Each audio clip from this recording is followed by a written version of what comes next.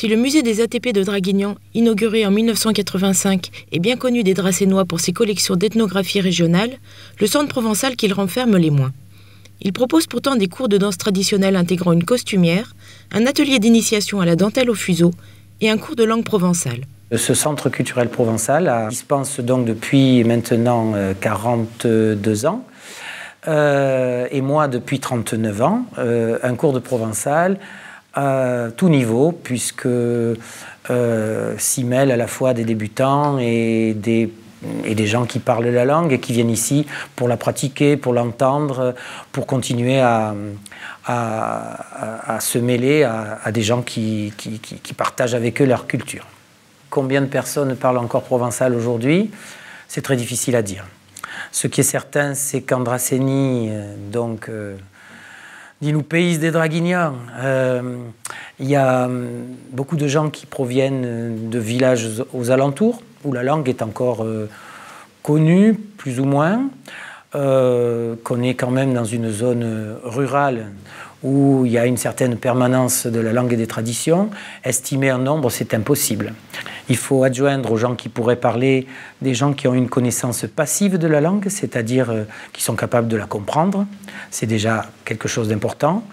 Et puis, il faut aussi adjoindre le fait qu'en Provence, nous parlons un français régional qui est complètement imbibé, à notre insu, et dans notre inconscient, des tournures et des modes de pensée du parler provençal.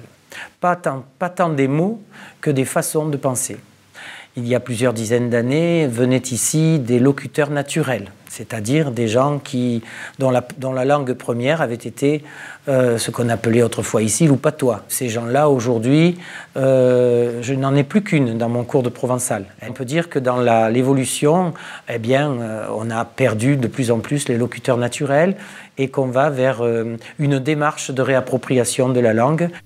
Depuis l'édit de Villers-Cotterêts en 1539, et particulièrement durant l'instauration de l'école laïque de Jules Ferry, l'administration n'a eu de cesse d'évincer la langue provençale au profit du français. Ainsi, les paysans étaient dissuadés d'élever leurs enfants en provençal, sous prétexte que cette langue compromettait l'ascension sociale.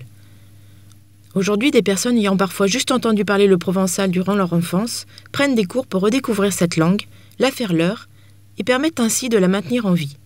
Donc, je suis inscrite à ce cours de provençal depuis plus de 20 ans, depuis à peu près l'an 2000.